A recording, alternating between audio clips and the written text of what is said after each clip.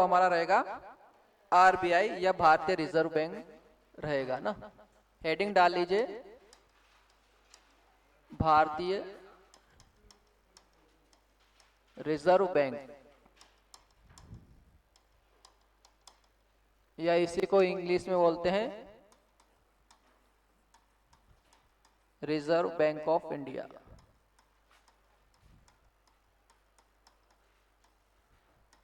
ठीक है, जो रिजर्व बैंक ऑफ इंडिया है तो ये क्या है, एक केंद्रीय बैंक है जो भारत सरकार के लिए जो है कार्य करता है। लेकिन इसकी जब स्थापना होती है तो ये निजी क्षेत्र क्या करता है, जब हम देखते हैं कि हमारा भारत क्या था, ब्रिटिश के अधीन था, ब्रिटिश का उपनिवेश था, तो उसी समय एक केंद्रीय बैंक की जो है क्या लगती है, उनको जरूरत लगती है। किसको?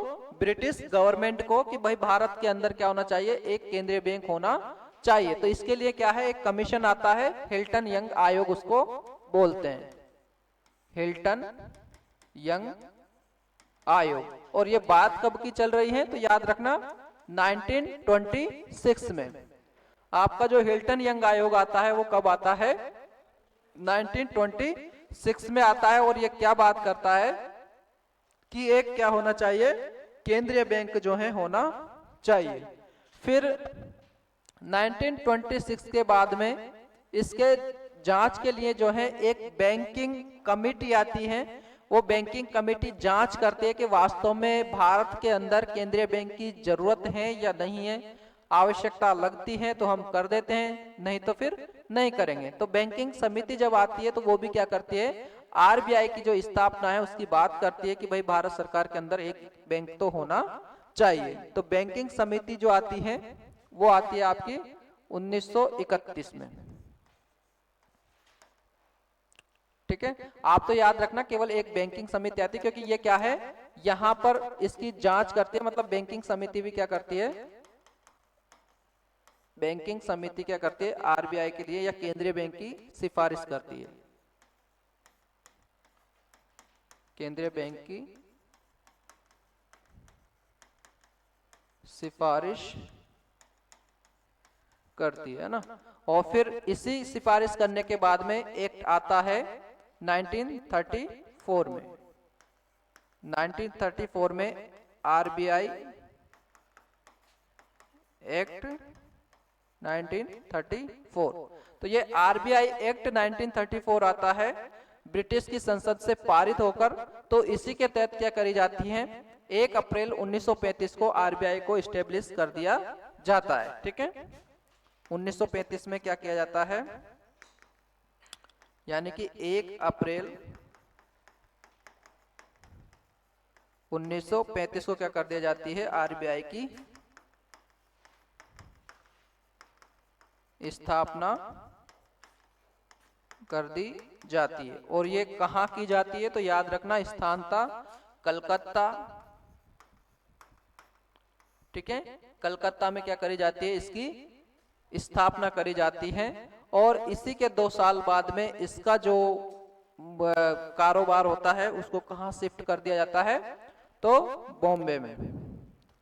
यानी कि 1937 में क्या कर दिया जाता है, इसका कारोबार जो है कहां स्थापित कर दिया जाता है, इसको मुख्यालय भी बोल सकते हो। 1937 में मुख्यालय कहां आ जाता है इसका, मुंबई में, जो भारत की क्या है अभी आर्थिक राजधानी भी इसको हम बोलते हैं। अब आप देखो, इस समय जब आरबीआई की स्थापना करी जाती है तो इसके एक गवर्नर होते हैं, मतलब प्रमुख, क्योंकि आप इसमें गवर्नर को भी पढ़ते हैं, और एक इनके जो सहायक होते हैं उनको बोलते हैं उप गवर्नर। ठीक है, तो यहाँ जो गवर्नर बनते हैं पहली बार आरबीआई के, वो गवर्नर कौन बनते हैं, तो ऑसबॉर्न स्मिथ। जो गवर्नर बनते हैं वो बनते हैं ऑसबॉर्न स्मिथ।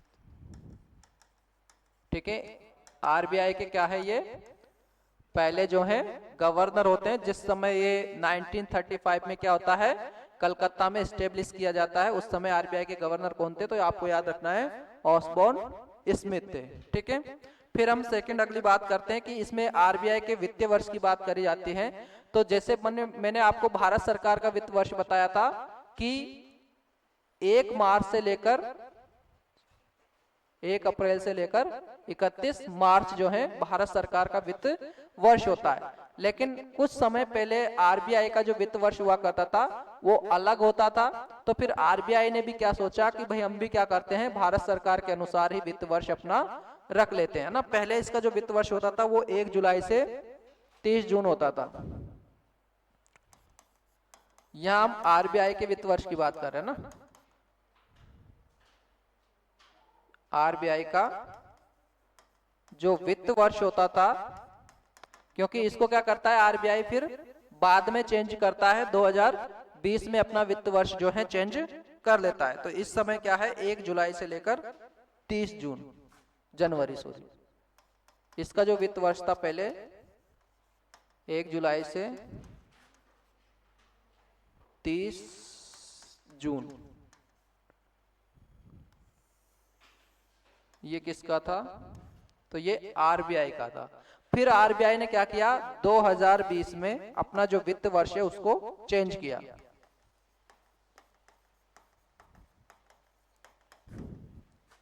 यानी कि भारत सरकार का जो था, यानी कि आरबीआई किसका बैंक है, भारत सरकार का है। तो आरबीआई ने भी क्या किया अपना जो वित्त वर्ष है फाइनेंशियल ईयर है वो आरबीआई के अनुसार कर लिया। यानी कि गवर्नमेंट ऑफ इंडिया के अनुसार कितना है अभी वर्तमान में 1 अप्रैल से 31 मार्च, ठीक है।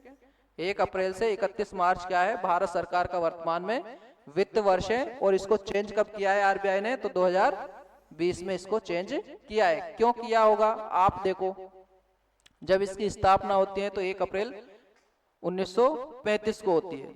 तो इसका जो कारोबार है वो 1 वर्ष में इतना, इसने कितना वाणिज्यिक जो बैंक होते हैं, व्यापारिक जो बैंक होते हैं, उनको कितना पैसा दिया है कितना नहीं दिया है, उसका जो लेखा जोखा है उसको क्या करता है ये सीट को मेंटेन करके चलता है।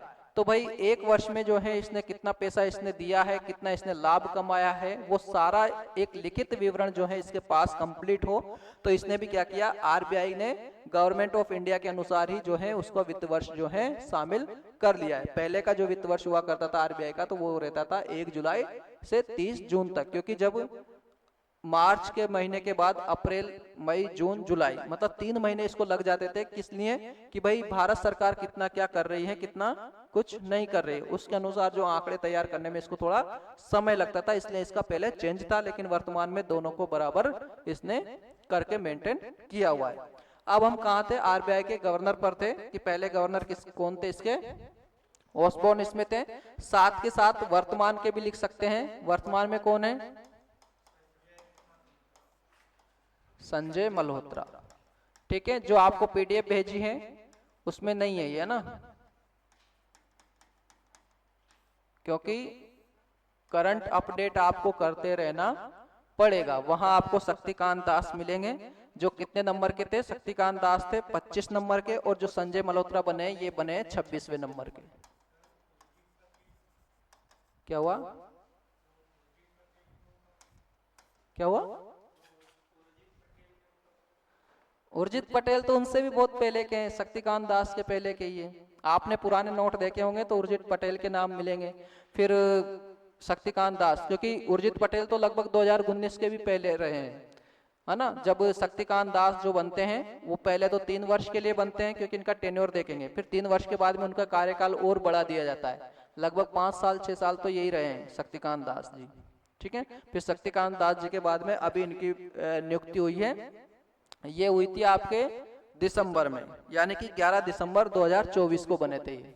संजय मल्होत्रा कब बने हैं तो याद रखना 11 दिसंबर 2024 को इन्होंने क्या किया है, कार्यभार अपना संभाला है, आरबीआई के गवर्नर बने हैं। इनके पहले थे शक्तिकांत दास, ठीक है। तो शक्तिकांत दास ने क्या किया, पद छोड़ा था और इन्होंने ज्वाइन किया था संजय मल्होत्रा, ठीक है। अब आ जाते हैं हम वापस इसकी कार्य पर। हम देखते हैं कि 1937 में हमारा देश अभी भी आजाद नहीं हुआ था, ठीक है। भारत जब आजाद नहीं हुआ था तो उस समय आपको ने देखा होगा कि 1935 का जो अधिनियम आता है तो तो उसमें हम क्या करते हैं, बर्मा को अलग कर देते हैं भारत से। म्यांमार जो अभी आज के टाइम पे अपन नाम देखते हैं उसका, उसका पहले पुराना नाम क्या था, बर्मा था। तो 1935 का जो एक्ट आता है तो उसमें क्या कर देते हैं, भारत से बर्मा को अलग कर दिया जाता है। फिर हम देखते हैं कि 1947 में हमारा कौन सा देश आजाद होता है, भारत भी होता है और उसके साथ पाकिस्तान भी होता है। तो उस समय केंद्रीय बैंक जो है कोई नहीं था, ना तो बर्मा के लिए था, मतलब आज का म्यांमार के लिए भी कोई केंद्रीय बैंक नहीं था उस समय, और ना ही पाकिस्तान के लिए। तो ये दोनों के लिए क्या करता है, उस समय काम करता है। तो आपको ये याद रखना है कि इस बैंक ने क्या किया है, लगभग, चाहे नीचे लिख लेना, कि 1947 तक, 1947 तक तो बर्मा के लिए काम किया। बर्मा मतलब आज का म्यांमार, म्यांमार के लिए इसने काम किया। दूसरी बात, 1948 तक, 1948 तक किसके लिए काम किया इसने, पाकिस्तान के लिए। फिर पाकिस्तान अपना अलग खुद केंद्रीय बैंक बना लेता है, तो उसके बाद ये काम उसके लिए नहीं करता। 1948 तक पाकिस्तान के लिए काम किया, किसके रूप में, केंद्रीय बैंक के रूप में।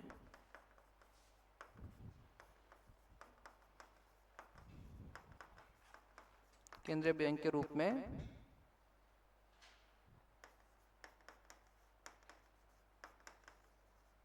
कार्य किया। ठीक है, याद रखना 1947 तक म्यांमार के लिए या बर्मा के लिए, और 1948 तक पाकिस्तान के लिए केंद्रीय बैंक के रूप में काम किया। फिर हम देखते हैं कि 1 जुलाई 1949, 1 जुलाई 1949 को क्या होता है, ये भारत सरकार क्या कर लेती है, इसको केंद्रीय बैंक के रूप में खुद का इसको बना लेती है। कब, 19 जुलाई नहीं, 1 जुलाई है ना,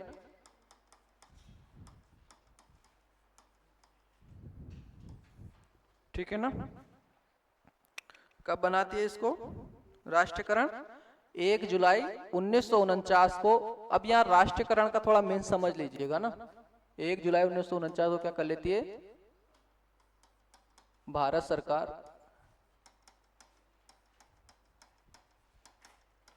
आरबीआई का राष्ट्रीयकरण करती है, इसी को बोलते हैं नेशनलाइजेशन। यानी कि पहले इसमें जो संपत्ति लगी हुई थी वो किसकी थी, ब्रिटिश सरकार की हुआ करती थी। यानी कि जो लोगों ने इसमें जो पैसा लगाया था ब्रिटिश कंपनी ने, उसका पैसा था इसमें।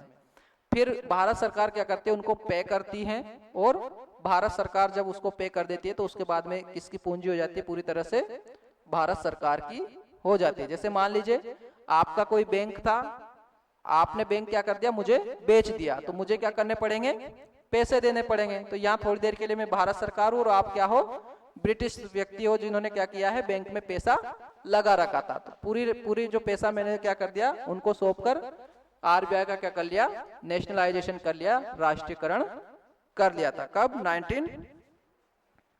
1 जुलाई 1949। अब इसके बाद में जो है हम क्या करेंगे, इसकी कुछ चीजें अलग से पढ़ लेते हैं। ठीक है, अब यहाँ बात आती है भारत का पहला व्यक्ति कौन था जो आरबीआई का गवर्नर बना था। तो आपने सीडी देशमुख का नाम सुना होगा अगर किसी ने पढ़ा हो तो। ठीक है, ये 11 जुलाई 1943 में ही बन जाते हैं ना, 11 जुलाई 1943 में जो है कौन बनते हैं इसके आरबीआई के गवर्नर, भारतीय ही है ना, आरबीआई के पहले भारतीय गवर्नर। पहले तो सारे ओसबोर्न स्मिथ ये थे, वो कौन थे, ब्रिटिश लोग थे ना। तो भारतीय गवर्नर कौन बनते हैं, वो बनते हैं सीडी देशमुख, सीडी देशमुख। ठीक है, ये फैक्ट जो है आपको स्टैंडर्ड बुक में भी नहीं मिलेंगे, इसलिए लिखते चलिएगा ना। फिर हम बात करते हैं इनका जो कार्यकाल होता है, टेन्योर, वो कितना होता है। जो भी गवर्नर बनता है तो उसका कार्यकाल कितना होता है, या तो 62 वर्ष या फिर हम देखते हैं तो पहले अगर वो बनता है तो 3 वर्ष के लिए बनता है, बाद में उसका कार्यकाल जो है 2-2 वर्ष के लिए जो है बढ़ाया जा सकता है। जैसे मान लीजिए अभी संजय मल्होत्रा जी हैं, पहले चुने गए हैं तो वो 3 वर्ष के लिए चुने जाएंगे। अगर भारत सरकार को लगता है कि ये अच्छे काम कर रहे हैं आरबीआई में रहकर, तो उनका जो है टेन्योर बढ़ा दिया जाता है। ठीक है, ड्यूरेशन या इसको ही बोल देते हैं अपन समय। ठीक है, समय अंतराल रहते हुए इनको क्या कर दिया जाता है, बाद में नियुक्त किया जाता है। जैसे अपन ने शक्तिकांत दास जी का देखा है, तो उनकी जो नियुक्ति करी जाती है पहले तो वो 3 वर्ष के लिए रहते हैं, फिर 2 वर्ष के लिए रहते हैं, फिर भी 2 वर्ष से भी ज्यादा उनको क्या किया जाता है, आरबीआई का गवर्नर रखा जाता है। फिर बाद में जो है किसकी नियुक्ति होती है, संजय मल्होत्रा साहब की, है ना। और ये संजय मल्होत्रा साहब है, ये राजस्थान के व्यक्ति है ना, पहले भी बहुत सारे जो कार्यालय हैं उनमें काम कर चुके थे, है ना।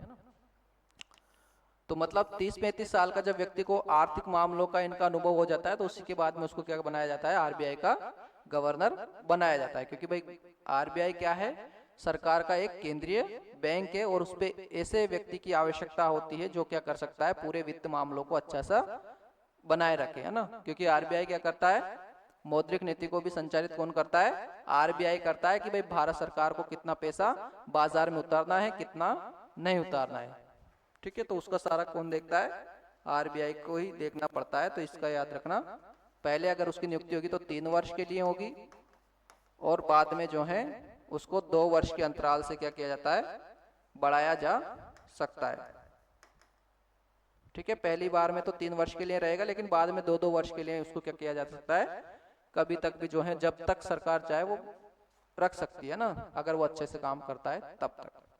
अब अगली बात करते हैं अपन, जब इसकी स्थापना होती है तो पूछा जाता है कि कितनी पूंजी थी आरबीआई के पास। तो पहली बार 5 करोड़ रुपए जो है इसके पास क्या होती है, पूंजी होती है। ठीक है, कहां पर, जब ये स्थापना हुई थी, मैं उस समय बताना भूल गया, यहां लिख लीजिए ना नीचे। 5 करोड़ की पूंजी के साथ क्या हुई थी आरबीआई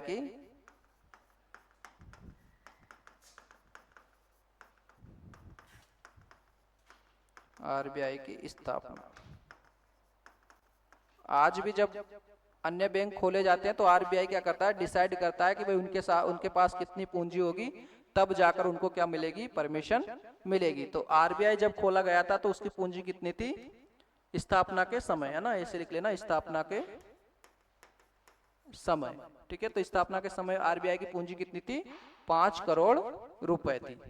ठीक है, आगे लिखिए, इसमें कुछ प्रतीक चिन्ह भी है आरबीआई का। आपने अगर लोगो देखा हो तो उसपे एक ताड़ का पेड़ बना हुआ है और एक टाइगर का जो है चिन्ह बना हुआ है ना। तो इसका जो प्रतीक चिन्ह है आरबीआई का, प्रतीक चिन्ह, तो एक तो है ताड़ का पेड़, देखा है आपने, है ना, जिसको पाम ऑयल भी उसको बोल देते हैं, ताड़ का पेड़ और टाइगर। ठीक है, ताड़ का पेड़ और टाइगर क्या है, इसका प्रतीक चिन्ह है। और इसका जो स्लोगन है, स्लोगन यानी नारा, इसका जो आरबीआई का नारा है वो नारा है क्या, बैंकिंग विकास या बैंकिंग डेवलपमेंट। ठीक है भाई, बैंकिंग का क्या करना है, पूरी तरह से अच्छे से विकास करना है ताकि वो अच्छे से कार्य कर पाए। फिर अभी तक जो है आरबीआई की गवर्नर कोई भी महिला है नहीं बनी, लेकिन एक महिला जो है पहली उप गवर्नर के रूप में रह चुकी है। तो पहली उप गवर्नर जो महिला रही है उनका नाम लिख लीजिए ना, वो है केजे उदेशी। आरबीआई की पहली महिला डिप्टी गवर्नर। ठीक है, गवर्नर की सहायता के लिए कौन करते हैं काम, डिप्टी गवर्नर होते हैं। और डिप्टी गवर्नर जो थी पहली महिला, उनका नाम है केजे उदेशाई।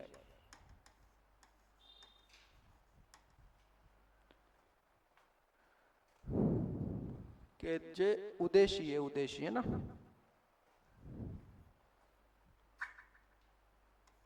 उदेशी, ये पहली महिला है जो क्या रही है आरबीआई में डिप्टी गवर्नर के पद पर रही है। अभी तक गवर्नर कोई महिला नहीं बनी है ना, याद रखना। जैसे अपन सुप्रीम कोर्ट पढ़ते हैं तो सुप्रीम कोर्ट में जो मुख्य न्यायाधीश तो अभी तक कोई नहीं बनी है ना, लेकिन जज के रूप में जो है वहां पर पहुंच गई है। कौन सी महिला थी, है ना, फातिमा बीबी जो है वहां सुप्रीम कोर्ट की क्या है वो जज तो बनी है, लेकिन मुख्य न्यायाधीश अभी नहीं बनी है ना, वो केवल न्यायाधीश बनी है। इसी तरह से आरबीआई में भी क्या है, गवर्नर तो नहीं बनी लेकिन डिप्टी गवर्नर जो है वो बनी है, वो कौन है, केजी उदेशी। अब हम बात करते हैं कि एकमात्र प्रधानमंत्री ऐसे रहे हैं जो क्या है आरबीआई के क्या बने हैं, गवर्नर बने, है ना। गवर्नर के पहले भी ये क्या है आर्थिक सलाहकार के रूप में काम करते रहते हैं ना। कौन से प्रधानमंत्री थे, डॉक्टर मनमोहन सिंह, ठीक है। तो आरबीआई के पहले क्या थे, ये आर्थिक सलाहकार थे। आर्थिक सलाहकार का मतलब जानते हो, मतलब भारत के लिए क्या करें, आर्थिक मामलों के लिए सलाह देने का काम करते हैं, उन्हीं को बोलते हैं आर्थिक सलाहकार, ठीक है। तो आर्थिक सलाहकार के रूप में जब मनमोहन सिंह कार्य कर रहे होते हैं तो ये करते हैं 1980 से 82 तक।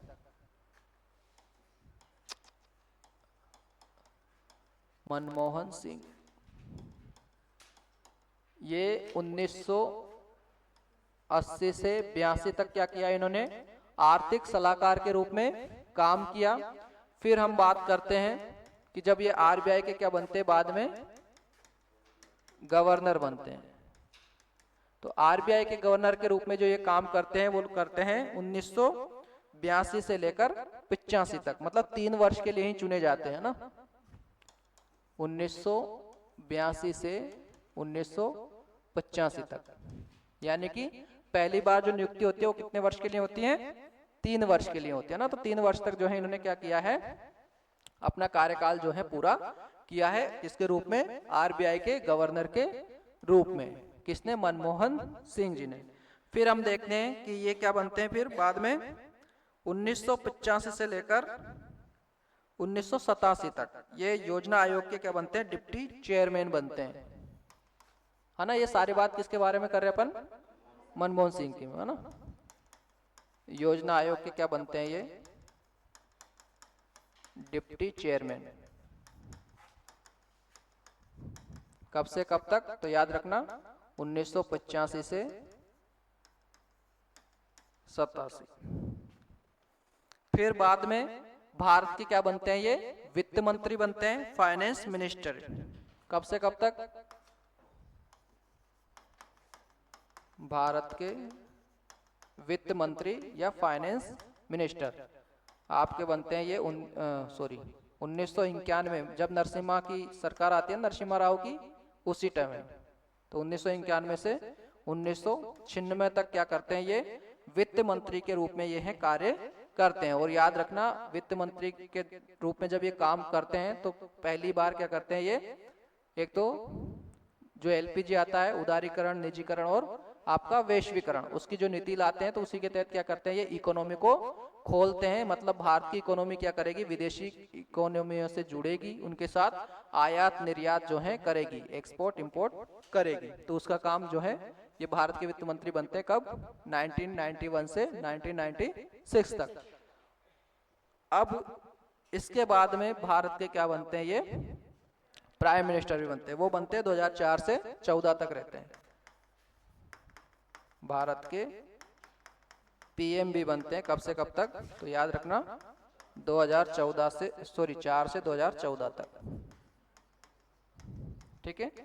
इतने जो है काम किए हैं, क्योंकि ये इसलिए मैं बता रहा हूं, अभी वर्तमान में थोड़े दिन पहले ही क्या हुआ था, इनका निधन हुआ था, है ना। तो निधन हुआ था तो इसलिए आपको क्या है थोड़ा मनमोहन सिंह के बारे में याद रख लेना है कि भाई मनमोहन सिंह जी जो है आर्थिक सलाहकार के रूप में इन्होंने काम किया था 2 वर्ष 1980 से 1982 तक। फिर देखे हमने आरबीआई के गवर्नर भी ये रहे हैं 1982 से 85 तक। फिर हमने देखा कि योजना आयोग के क्या रहे, डिप्टी चेयरमैन भी रहे हैं 85 से 87 तक।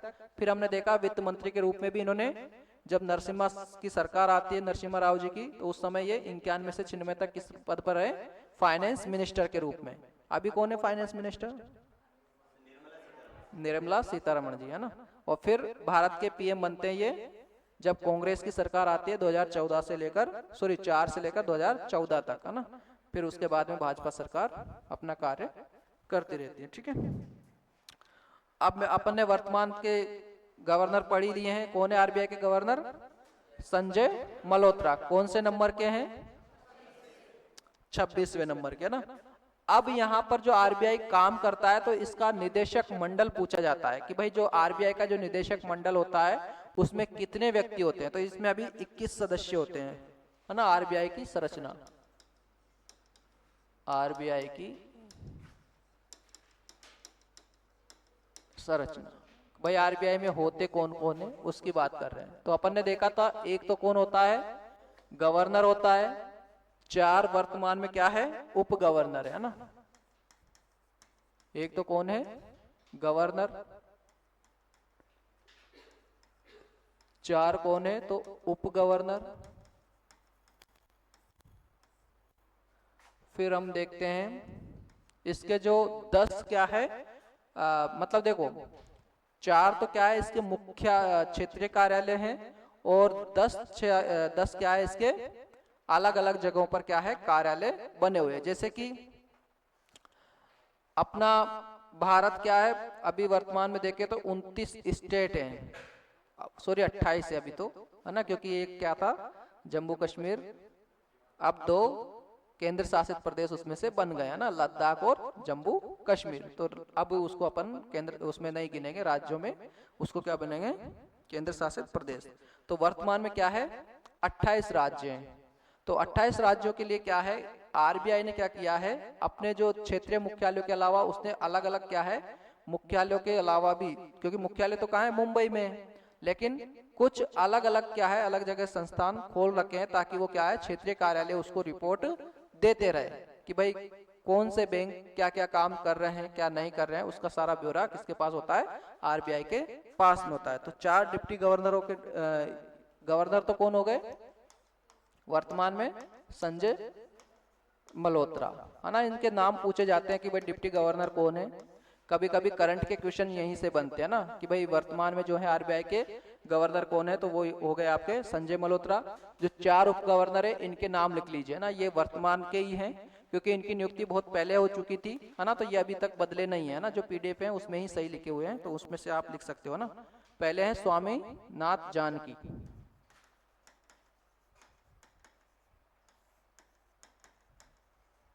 स्वामीनाथ जानकी रमन, स्वामीनाथन लिख लेना ना। सेकंड है माइकल देवव्रत पात्रा, माइकल देवव्रत पात्रा। तीसरे हैं एम राजेश्वर राव, एम राजेश्वर राव। अगले हैं टी रविशंकर, टी रविशंकर ना। तो ये 4 क्या है उप गवर्नर हैं और एक क्या है गवर्नर, है ना। गवर्नर संजय मल्होत्रा है, उप governor Swaminathan Janakiraman, Michael Debabrata Patra, M Rajeshwar Rao और टी रविशंकर। अब इनके अलावा जो है स्थानीय बोर्ड और क्षेत्रीय कार्यालय ना, स्थानीय बोर्ड,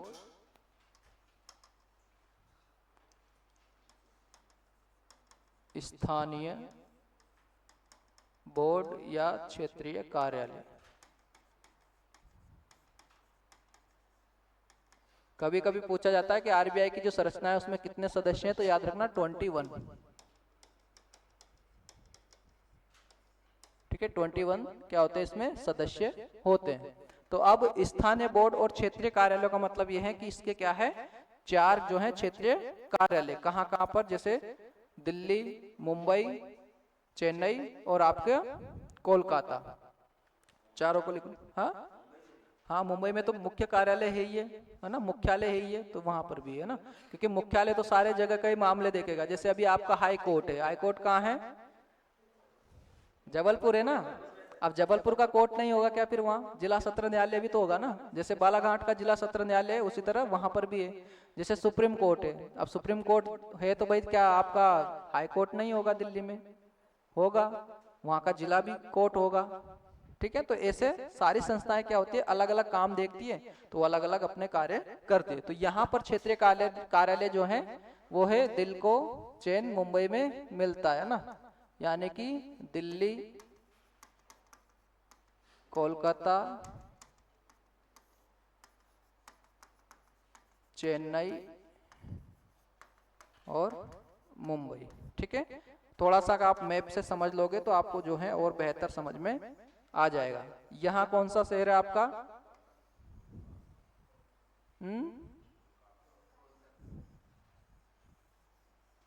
ठीक है, इस तरह का हमारा प्यारा भारत है। तो अब देखो यहाँ पर तो क्या है, दिल्ली है, दूसरा पश्चिम बंगाल में कोलकाता है, तीसरा जो मुख्यालय वो चेन्नई में है, और चौथा कार्यालय आपका कहाँ है? मुंबई में ना। इसीलिए मैंने बोला दिल को चैन कहाँ मिलता है?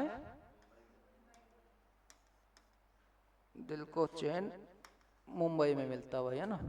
तो इसलिए जो है इसके क्या है, चार क्या है, कभी कभी आपसे स्वर्ण त्रिभुज भी बोला जाता है। स्वर्ण त्रिभुज जो आपका गलियारा बना हुआ है या सड़क मार्ग बना है, वो भी चारों ही क्या है, ये बड़े बड़े शहर है, इनको वो जोड़ता है ना। स्वर्णिम चतुर्भुज भी उसको बोलते हैं। बन गया कि नहीं बन रहा चतुर्भुज? एक बन गया ना चतुर्भुज। ऐसे बोल रहे हो डरे डरे से, है ना। तो ये याद रखना भैया ना, स्वर्णिम सड़क मार्ग भी इसको बोलते हैं ना, स्वर्णिम चतुर्भुज। दिल को चैन मुंबई में मिलता है ना। तो ये आपको क्या है, कार्यालय याद हो जाएंगे। अब अगली बात करते हैं, कितने हो गए? 1 4 5 और 4 ये हो गए 9।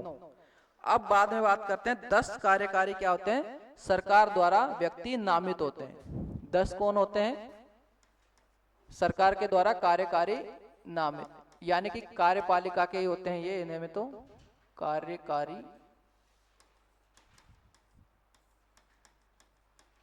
सदस्य, है ना। कितने होते हैं ये? 10 होते हैं ना, कार्यकारी डायरेक्टर या फिर सरकार के बोल सकते हो। ये कितने होते हैं? 10 लोग होते हैं।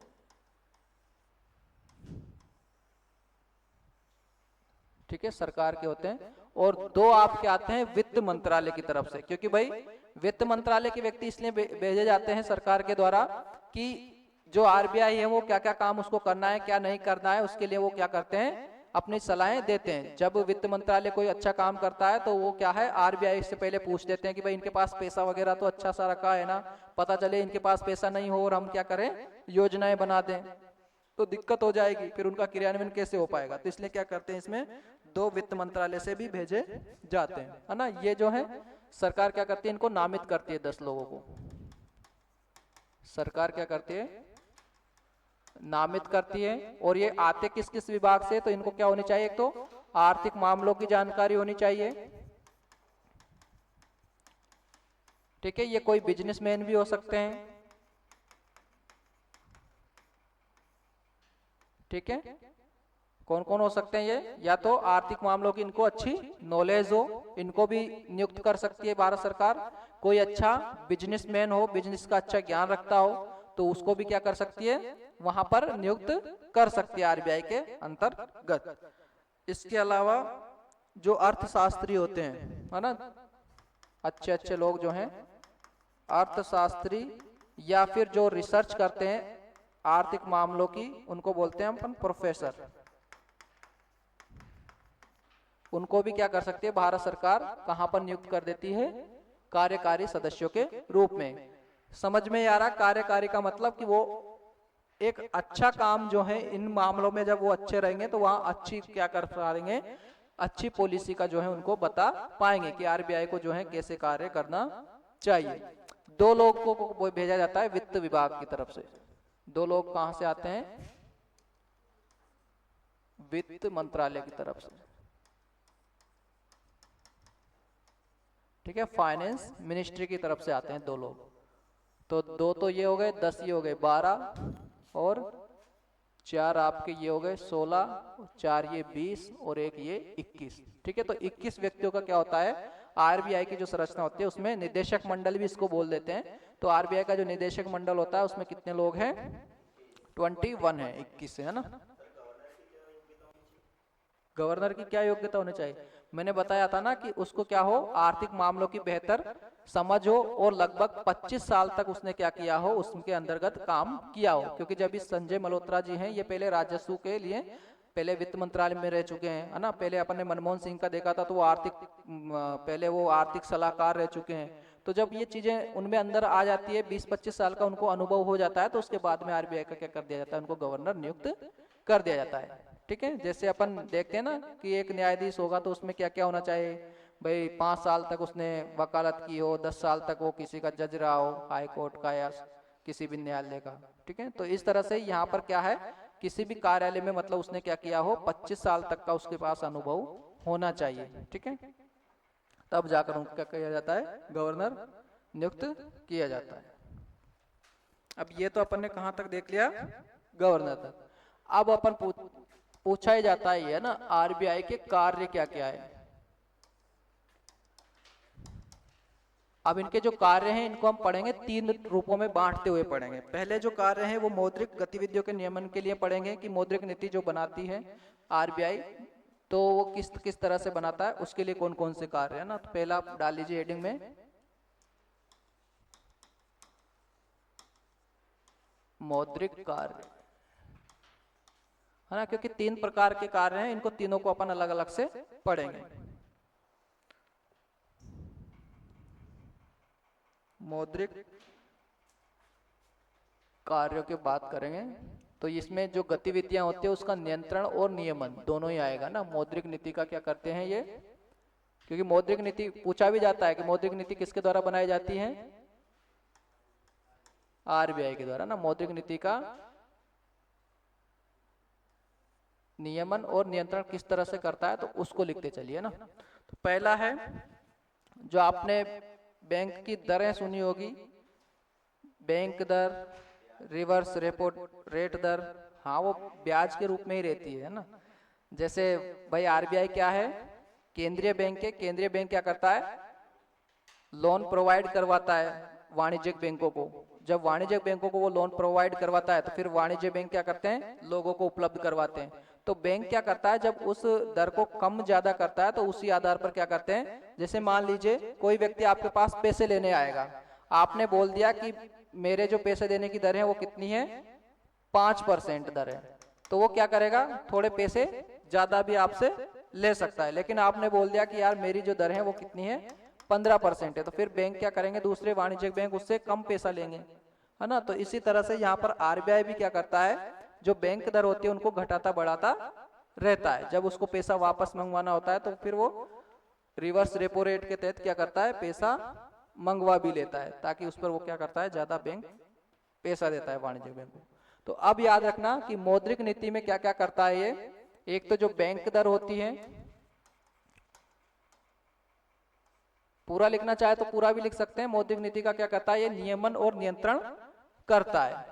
तो मौद्रिक नियम नीति का जो नियमन और नियंत्रण करता है वो क्या करता है, आरबीआई ने कुछ टूल्स बना रखे हैं, उनके अनुसार ये क्या करता है, घटा बढ़ाकर मौद्रिक नीति का नियमन और नियंत्रण करता है। कैसे करता है, उदाहरण मैंने बता दिया कि अगर उसकी रेट कम रहेगी तो वाणिज्यिक बैंक क्या करेंगे, ज्यादा लोन लेंगे, और अगर उसकी रेट ज्यादा रहेगी तो कम लोन लेंगे।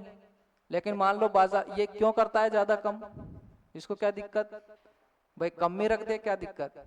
अगर ये कम रख देगा तो क्या होंगे, वाणिज्यिक बैंक बहुत सारे इसके पास पहुंच जाएंगे पैसा लेने के लिए, और पैसा लेने के लिए जब बहुत सारे पहुंच गए तो फिर इसने बहुत सारा पैसा इसने बाजार में फैला दिया, और बाजार में सब लोगों के पास पैसा पहुंच भी गया, और सब लोग पैसे आते ही कहाँ जाएंगे, दुकानों पे जाएंगे, एजेंसियों पे जाएंगे, गाड़ियां खरीदेंगे। और मान लो बाजार में इतनी गाड़ियां है ही नहीं है, प्रोडक्शन उतना हुआ ही नहीं है, और प्रोडक्शन उतना नहीं हुआ तो फिर क्या होगा, मांग तो बढ़ेगी, और मांग बढ़ती है तो फिर महंगाई बढ़ जाती है। जैसे आपने उदाहरण देखे हुए होंगे, आसपास के देख लो, सब्जियों के रेट देख लो, जब सब्जियों का ज्यादा प्रोडक्शन हो जाता है तो क्या होती है, उनकी वैल्यू कम हो जाती है। और वही सब्जियां बरसात के टाइम पे देखो कभी पहुंच नहीं पाती, तो उनके रेट क्या हो जाते हैं, बाजार में हाई हो जाते हैं, बढ़ जाते हैं। तो मुद्रा की वैल्यू क्या हो गई, वहां कम हो गई। मुद्रा की वैल्यू तो कम होगी ना। मान लो आपको 200 रुपए में 1 किलो सब्जी मिल रही है, वही अभी मार्केट में 20 रुपए में मिल जाती है, तो वहां मुद्रा वहां 200 रुपए देने पड़ी, अभी आप 20 रुपए दे रहे हो। 20 रुपए दे रहे हो तो वहां वस्तु की कीमत क्या हो गई, अरे यार वस्तु एक 20 रुपए में 1 किलो आ रही है तो कहां से बढ़ गई, वस्तु की कीमत बढ़ेगी कब, जब 200 रुपए की आ रही है वो 1 किलो। ठीक है, तो ये इकोनॉमी की चीजें हैं वो आपको समझनी पड़ेगी ना। आगे अपन और भी बैंकिंग सिस्टम में वो पढ़ेंगे तब बताऊंगा मैं। तो यहाँ मौद्रिक नीति जो होती है उसका नियमन और नियंत्रण कैसे करता है ना, पूरा लिखना चाहे तो लिख लेना, नियमन और नियंत्रण कैसे करता है। तो पहली है बैंक दर के माध्यम से। ये बैंक दर क्या होती है इसको समझ लो थोड़ा, कि जो बैंक है वो आरबीआई से क्या करती है, लोन लेती है, ऋण लेती है, उसी को बोलते हैं बैंक दर। सेकंड है खुले बाजार की क्रियाएं। आज इनको केवल लिख लीजिए, फिर मैं इसको समझाऊंगा आगे, है ना, जब अपन इसको डिटेल में पढ़ेंगे। खुले बाजार की क्रिया, इसको बोलते हैं open market operation. Open market operation. तीसरा है तरलता संबंधित बैंक की नगद कोष में परिवर्तन। बैंक की नगद कोष में परिवर्तन। तीसरा है 3 तो हो ही गए, पहला, दूसरा और तीसरा। अब अपन पढ़ेंगे चौथा बिंदु। चौथा है तरलता संबंधित वैधानिक आवश्यकताओं को पूरा करना। तरलता संबंधित वैधानिक आवश्यकताओं को पूरा करना।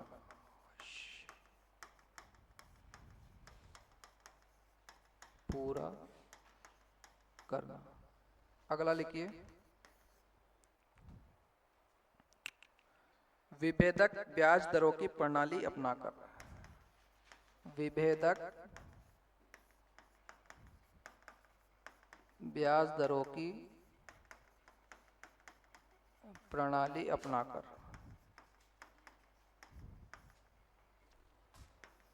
छठवा लिखिए चयनात्मक साख नियंत्रण नीति। चयनात्मक साख नियंत्रण नीति। सातवां लिखिए नैतिक प्रभाव की नीति।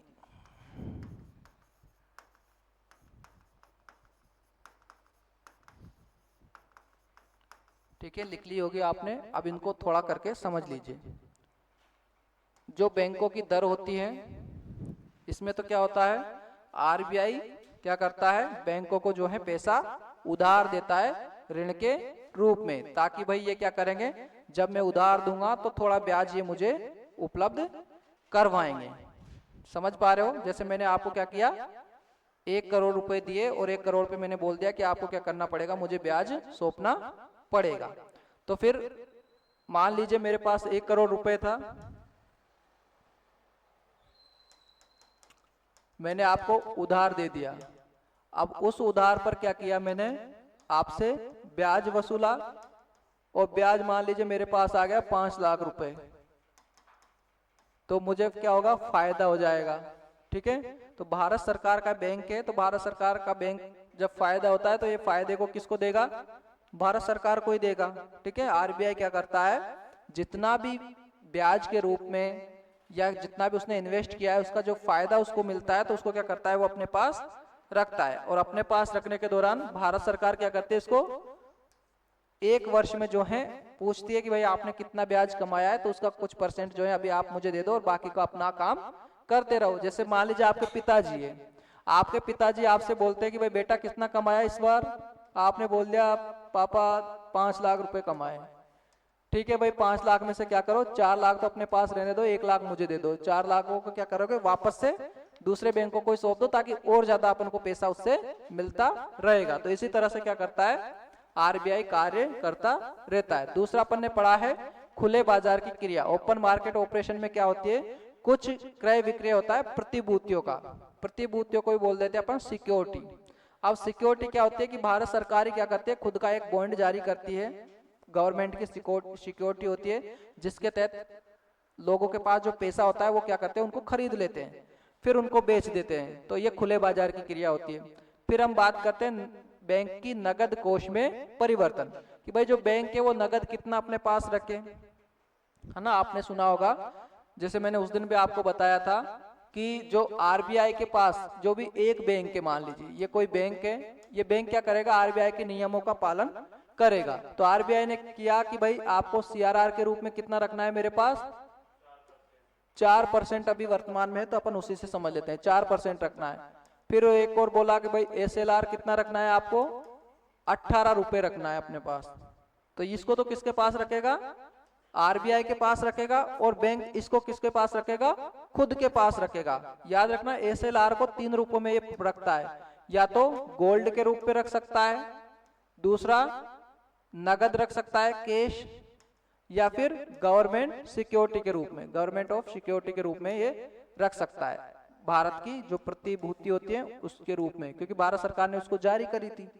ठीक है, तो इस 3 रूपों में ये रख सकता है कितना, 18 रुपयों को, क्योंकि भाई भारत की सरकार की प्रतिभूति मान लीजिए 2 रुपए की, तो ये रख ली, केस उसने रख लिया 15 रुपए का, और 1 रुपए का उसने गोल्ड रख लिया। तो ये इस तरह से रखता है, 18 रुपए का उसने क्या कर दिया अपने पास, खुद बैंक को रखना पड़ता है। 4 रुपए आरबीआई के पास रखता है, ताकि उसको कभी दिक्कत आए तो आरबीआई के पास जाकर हाथ पैर जोड़ के उससे पैसा उधार ले ले, क्योंकि तभी वो आरबीआई देगा, नहीं तो आरबीआई क्यों देगा, जब उसकी बात ही नहीं सुनोगे तो दिवालिया हो जाएगा वो। फिर है तरलता संबंधी वैधानिक आवश्यकताओं को पूरा करना। तरलता से मतलब है यहाँ लिक्विडिटी। अगर मार्केट में क्या है, तरलता कम है, जैसे मान लो कोरोना महामारी थी, उस समय लोगों का क्या हो गया था, रोजगार छूट गया था, लोगों के पास हाथों में पैसे नहीं थे। अब हाथों में पैसे नहीं थे तो भारत सरकार ने क्या किया कि भाई आप जिनके पास पैसे नहीं है वो क्या करेंगे, मनरेगा के तहत जाएंगे और काम करेंगे। फिर क्या होगा, मनरेगा का पैसा जो है उनको मिल जाएगा, तो हाथों में पैसा आ जाएगा। तो इससे संबंधित भी क्या करता है, ये आवश्यकताओं को पूरा करता है कौन, आरबीआई। विभेदक ब्याज प्रणाली की दर को अपनाकर, विभेदक ब्याज का मतलब ये होता है कि ब्याज की जो दर होती है उसको कम ज्यादा ये करता रहता है। अगर इसको लगता है कि बाजार में पैसा कम है तो अपनी ब्याज दर को क्या कर लेगा, ये कम कर लेगा, ताकि बाजार वाले क्या करेंगे, जो बैंक होंगे वाणिज्यिक बैंक, वो क्या करेंगे, इससे पैसा उधार अच्छे से ले लेंगे। अगर लगता है कि बैंक में क्या है ज्यादा, बाजार में क्या है ज्यादा तरलता है, तो उस पैसे को क्या कर लेता है, ये खींच लेता है। कैसे कि बैंक क्या करता है, अपनी जो ब्याज दरें हैं ना उनको बढ़ा देता है, कि भाई मैं क्या करूंगा, आप मुझे पैसा दोगे तो मैं इसका ज्यादा ब्याज आपको दूंगा। तो फिर वाणिज्य बैंक क्या करते हैं, उस पैसे को कहाँ जमा कर देते हैं, आरबीआई के पास कर देते हैं, क्योंकि वाणिज्य बैंकों को पता रहता है कि बाजार में हमने पैसा दिया और हमारा पैसा लौटा ही नहीं तो दिक्कत हो जाएगी, इसलिए ये कर देते हैं। फिर हमने देखा चयनात्मक साख नियंत्रण, क्रेडिट कितनी देनी है, किसको देना है, कितना किसको नहीं देना है, तो उसका चयन भी ये कौन करता है, आरबीआई करता है। नैतिक प्रभाव की नीति में यह है कि आप क्या हो, अच्छे से रहकर जो है इसको क्या करना होता है, काम करना होता है, कोई करप्शन ना हो, कोई भ्रष्टाचार ना हो, है ना। कोई भी जो बैंक इससे पैसा लेते हैं, लेन देन करते हैं, तो वो एक अच्छे माध्यम से चलता रहे, तो ये होती है नैतिक प्रभाव की नीति। तो ये सारी किसमें आ जाएगी, पहले में मौद्रिक नीति का क्या करता है, ये नियंत्रण भी करता है और उस पर नियमन भी बनाकर रखता है। एक तो कंट्रोल करता है और उसको रेगुलेट भी करता है, नियंत्रण और नियमन करता है। ठीक है, कौन, आरबीआई। तो अपन ने एक कार्य इसका भी पढ़ा है, एक कार्य के रूप में ये इतने सारे जो हैं इसके सब बिंदु है ना, 7। फिर अपन पढ़ेंगे दूसरा बिंदु, दूसरा है सामान्य बैंकिंग कार्य। अब सामान्य बैंकिंग कार्य को और इसको तीसरा बिंदु को अपन पढ़ेंगे कल, थोड़ा सा इसको लिख जरूर लो ना, ताकि आपको याद रखे कि कल हमें क्या क्या पढ़ना है। सामान्य बैंकिंग के रूप में, ठीक है, इसको अपन पढ़ेंगे कल की क्लास में ना, क्योंकि आज टाइम ज्यादा हो गया है तो इतना ही रखेंगे। एक है विकास संबंधी और परिवर्तन के रूप में, ये दूसरा कार्य हो जाएगा इसका, और ये तीसरा जो है विकास के संबंध में।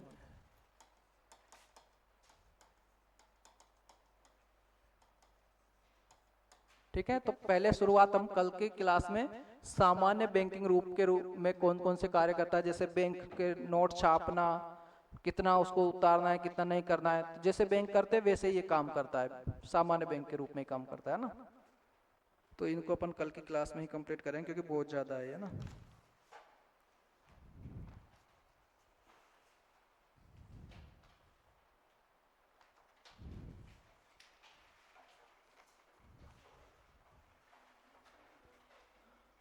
ठीक है भाई, तो कल थोड़ा इनको पढ़कर आइएगा, है ना, पढ़कर आओगे तो मुझे भी अच्छा लगेगा। ठीक है, बाकी आपको भी अच्छे से समझ में आएगा ना। तो अगर यहाँ तक किसी को कोई दिक्कत हो तो पूछिए। नहीं है, सब समझ में आ गए बिंदु?